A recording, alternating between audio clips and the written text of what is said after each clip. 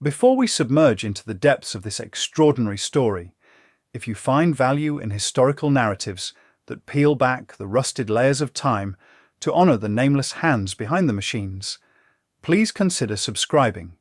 This channel is a sanctuary for the untold chronicles of World War II, where accuracy meets the respect these legends deserve.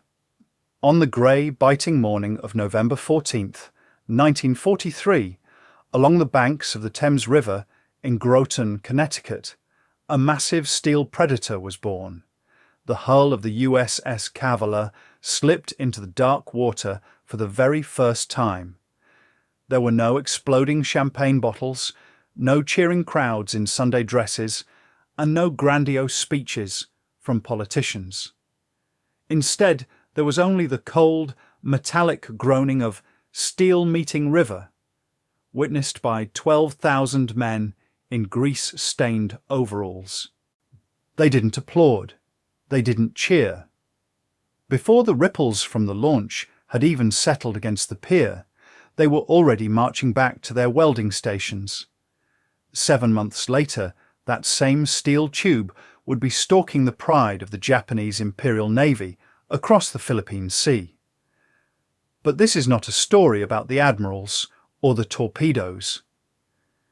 This is the story of the 13,000 ghosts who built the fleet that strangled an empire. These were the men and women who never tasted the salt spray of the Pacific, never felt the bone-crushing pressure of 300 feet of ocean, and never saw the flash of a burning enemy carrier through a periscope. Yet, through the sheer force of industrial will, they altered the trajectory of the Pacific War more decisively than any strategic map in Washington ever could. Between the years of 1941 and 1945, the Electric Boat Company in Groton achieved the impossible, delivering 74 submarines to a desperate United States Navy. To understand the impact of their labour, one must look at the devastating mathematics of the sea. American submarines were responsible for the destruction of over 1,300 Japanese vessels, ranging from heavily armoured warships to the vital merchant tankers that kept the Japanese war machine alive. 5.3 million tons of shipping were sent to the dark floor of the ocean. In fact, 55% of all Axis naval losses in the Pacific were claimed by submarines. The 74 boats born in the mud of the Thames River represented more than a quarter of the entire American fleet, a terrifying concentration of lethal productivity. The statistics are cold and clinical, but the human story behind them is pulsing with heat and sweat. On the morning of December 8, 1941, as the smoke still rose from the ruins of Pearl Harbor, Electric Boat was a modest operation of 2,400 workers. They were a company with a long pedigree, having delivered the Navy's first commissioned submarine, the USS Holland, back in 1899. But no amount of tradition could have prepared them for the tidal wave of demand that followed the declaration of war. By the sweltering summer of 1943, the workforce had exploded to 12,500 souls. The shipyard became a living, breathing organism that never slept. It was a city of steel where the sun never set, lit by the blinding violet arcs of welding torches that flickered over the river like a canopy of artificial stars. They were farmers from the rocky soil of eastern Connecticut, store clerks from the quiet streets of New London, and fishermen who understood the currents of the Thames better than any naval chart. They were an army without uniforms, recruited to build the most complex machines of the 20th century. By the peak of 1943, the workforce at Electric Boat had become a living mosaic of American society, a melting pot of civilians transformed into industrial warriors. Among the 12,500 workers were seamstresses who had traded their delicate needles for massive overhead cranes, and schoolteachers who now spent their nights mastering the violent art of pressure, hull welding. The shipyard was a sanctuary for men in their late 50s and early 60s, veterans of a different era who found a second calling installing complex torpedo tubes in the suffocating heat of 2 in the morning. The youngest among them was just 16, barely old enough to drive, while the oldest was 64, a man who had seen the world change from horse-drawn carriages to steel predators. None of them had even touched a submarine before 1940, yet here they were, entrusted with the most sophisticated engineering of their generation. The financial incentive was significant for a population still haunted by the shadows of the Great Depression. A welder could earn 90 cents an hour, while an electrician might pull in a full $1, sums of money that felt like a fortune to families who had struggled for a decade just to keep bread on the table. But the cost of that paycheck was paid in sweat and physical trauma. The Gato and Balao-class fleet boats they built were marvels of compact lethality. 311 feet of reinforced steel, crammed with diesel-electric propulsion, 10 torpedo tubes, and a maze of 4 miles of electrical cabling. Every single boat required 1.2 million rivets and 14,000 separate welds on the pressure hull alone. The workers operated under a silent, terrifying contract. They knew that at a depth of 300 feet, the ocean would find even the smallest microscopic crack. A single failed weld, a single moment of fatigue-induced carelessness meant a watery grave for every officer and sailor aboard. This awareness created an invisible bond between the worker and the warrior. Every valve installed and every plate joined was a silent promise of survival. Yet, the official records are sterile. The Navy did not document the human errors, the midnight pressure tests that failed, or the bulkheads that had to be torn out with torches and rebuilt from scratch. In the spring of 1942, during a critical test dive in the Long Island Sound, the reality of this danger struck home. A submarine's hull buckled at only 200 feet, 60 feet short of its required test depth. The vessel limped back to Groton, where it was dissected like a biological specimen. The culprit? A single 3-inch weld that had been improperly finished. It had looked perfect to the naked eye, but under the crushing weight of the Atlantic, it had nearly surrendered. The aftermath of that failure revealed the true character of the Groton workforce. The welder responsible was not cast out or shamed. Instead, he was retrained, his error becoming a masterclass for thousands of others. To make up for the lost 6 weeks of the construction schedule, the shipyard didn't just work harder. They added a 4th shift, turning the 24-hour cycle into a relentless, overlapping grind. Within 3 months, that same welder was teaching new recruits how to detect the invisible flaws that kill. This was the culture of Electric Boat, an obsession with perfection born from the knowledge that their signatures were written in the steel, permanent and life-altering, carried by young men into the most dangerous waters on Earth. By the onset of 1942, the traditional methods of shipbuilding were proving to be a fatal bottleneck.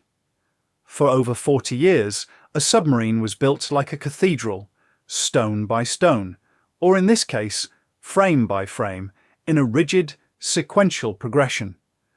You couldn't install the heart of the ship, the massive diesel engines, until the skeletal ribs were finished.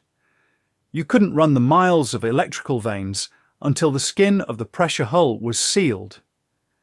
It was a slow, meticulous, and agonizingly linear process. Portsmouth Naval Shipyard needed 8 months to deliver a boat. Mare Island took 9. But the Pacific was a voracious machine that ate ships and men faster than the Navy could replace them. Electric Boat knew that if they stayed with the old ways, the war would be lost in the shipyards of Connecticut before it was ever won in the waters of the Solomon Islands. What happened next was an industrial insurrection. In 1943, without waiting for permission from Washington or a new set of blueprints from Navy architects, the workers and supervisors at Groton decided to reinvent the very physics of construction. They began to build submarines in pieces, effectively deconstructing the 311-foot beast into 4 distinct islands of labour. One team focused exclusively on the jagged bow, another on the complex nerves of the control room, a third on the thunderous engine room, and a fourth on the lethal stern. For the first time in history, these sections were pre-fitted with every pipe, every wire, and every internal valve, while they were still wide open and accessible. It was an engineering gamble of terrifying proportions. If the measurements were off by even a fraction of an inch, these massive steel sections would never align, rendering millions of dollars of work into useless scrap. There were no training manuals for this. No academic studies existed on what we now call modular construction. The supervisors, men who had been building vessels since the turn of the century, stood shoulder to shoulder with 19-year-old welders to solve problems that had never existed before. They had to figure out how to run electrical conduits through a hull section that hadn't been attached to its power source yet. They had to invent alignment jigs that could hold 18-ton components with the precision of a watchmaker. This wasn't theory, it was survival, and the workers called it common sense, a humble term for a revolution that would eventually be copied by every shipyard on the planet. By the time the sections were finally brought together for the mating, the precision was so absolute that the miles of internal systems clicked into place like a massive metallic jigsaw puzzle. The results were staggering. This modular revolution slashed construction time by 40%. By 1944, Electric Boat wasn't just building submarines. They were launching them with the terrifying regularity of a heartbeat. 1 new Predator every 2 weeks. 12 submarines were delivered in that year alone, a pace that left the Japanese Empire in a state of industrial shock. Japan was losing merchant ships faster than they could even lay the keels for replacements, while the workers in Groton were effectively shrinking the Pacific Ocean through the sheer speed of their assembly. This was the silent victory, a triumph of logistics and localized innovation that proved the war wouldn't be won by those who followed the rules, but by those who had the courage to rewrite them in the heat of a crisis. As these steel predators left the brackish waters of the Thames River, they carried with them the silent craftsmanship of the Groton workers into the most violent theatres of the Pacific. The true test of a submarine's construction wasn't in a dry dock, but in the terrifying moments when a Japanese destroyer was dropping 100 depth charges overhead. One of the most legendary vessels born in Connecticut was the USS Flasher.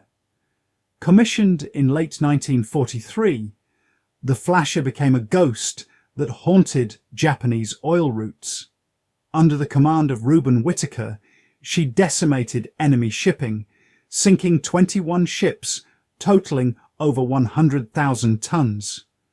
On her 5th patrol, she executed a clinical strike, destroying 2 vital tankers in just 30 minutes. Those tankers were carrying the lifeblood of the Japanese Air Force, aviation fuel intended for the Philippines. Without that fuel, Japanese Zeros remained grounded, unable to challenge the American invasion. The Flasher survived every depth charge and every storm, a testament to the welds that refused to break under pressure. Then there was the USS Barb. perhaps the most audacious submarine in history. Built at Electric Boat and commissioned in 1942, the Barb didn't just hunt ships, she conducted a land invasion. In July 1945, her commander, Eugene Fluckey, orchestrated a mission so daring it sounded like fiction. He landed 8 crew members on the Japanese home island of Karafuto under the shroud of darkness. These sailors, carrying 55 pounds of explosives, crept toward the coastal railroad. They planted charges beneath the tracks and slipped back to the submarine. Minutes later, a munitions train struck the charges, triggering an explosion so violent it was visible through the Barb's periscope miles offshore.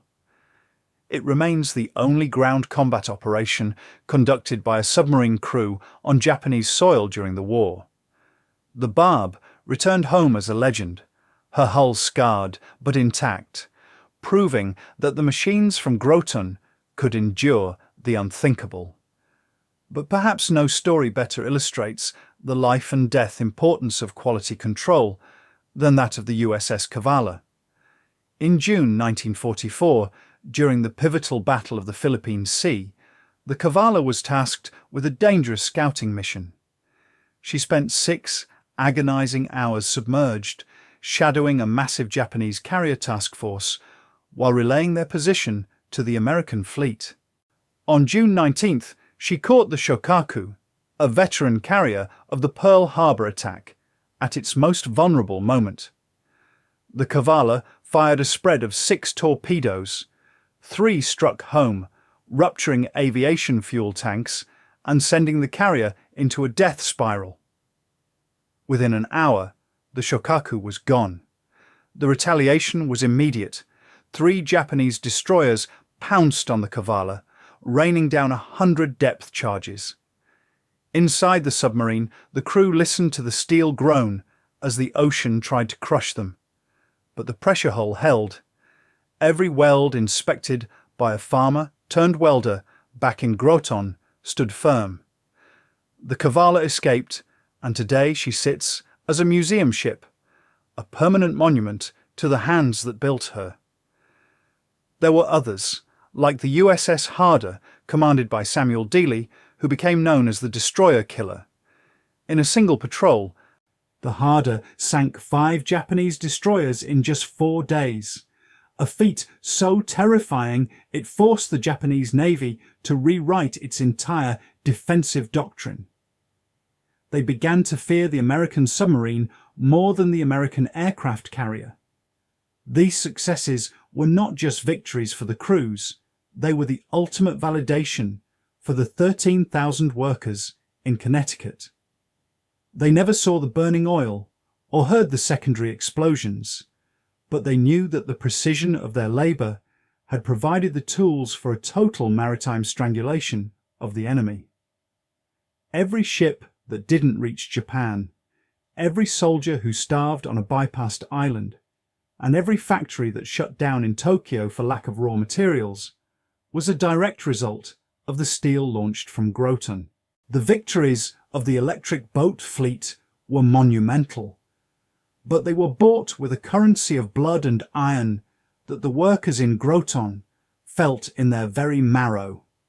Out of the 52 American submarines lost during the war, 19 were the children of the Thames River. When a submarine vanished, there was no battlefield to visit, no grave to mark. There was only a cold, brief telegram delivered to a quiet Connecticut porch. Missing in action. One of those ghosts was the USS Grunion, lost on her very first patrol in the Aleutian Islands in 1942. For 64 years, she was a shadow in the archives until her wreckage was finally discovered in 2006, resting in the crushing depths of Kiska Island. Her hull had imploded, a violent end that took all 70 men instantly. As the war entered its final bloody act in 1945, the pace at Electric Boat never faltered. The workers were fueled by a grim understanding of the mathematics of war. They knew that a single submarine launched a day early could be the difference between a Japanese convoy reaching its destination or being sent to the bottom. There were no strikes and no labour disputes in 4 years, only the relentless scream of the grinding wheels. But as 1944 drew to a close, the Japanese merchant fleet was in a state of total collapse. From a robust 6 million tons of shipping at the start of the war, less than a quarter remained operational. The island nation was starving, its factories silent, and its aircraft grounded for lack of fuel. The mission was nearly complete. In late 1944, the Navy began to scale back. The Grand Canyon of the mechanical world at Groton finally began to quiet down. On August 15, 1945, the news of the Japanese surrender echoed through the shipyard. The welding arcs that had lit the night sky for 4 years were finally extinguished. For the 13,000 workers, there was no grand parade. Most simply packed their toolboxes and returned to the farms, stores, and classrooms they had left behind. They didn't talk much about what they had done. They had built machines, the machines had done their work, and that was enough. But the impact of their labour was permanent. According to the Strategic Bombing Survey, the destruction of merchant shipping, led by the submarines of Electric Boat, was the single most decisive factor in the economic collapse of Japan. It was more decisive than the firebombing of cities, more decisive than the island hopping campaigns, and perhaps even more decisive than the atomic bombs. Today, Electric Boat still stands in Groton, continuing its legacy as the primary architect of the American submarine force.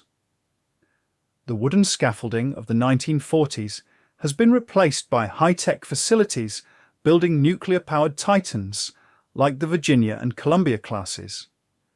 The workers today walk the same ground as the farmers and seamstresses of 1943, though the names of those pioneers have faded from the records. There are no grand monuments to the welders who worked the midnight shifts, yet their signature is still felt in the freedom of the seas. History often remembers the commanders who looked through the periscopes, but it should never forget the hands that built the tubes, tightened the valves, and ensured that when the world was at its darkest, the light of American industry never went out. Thank you for traveling through this history with us. Please subscribe to help us keep the stories of these unsung heroes alive.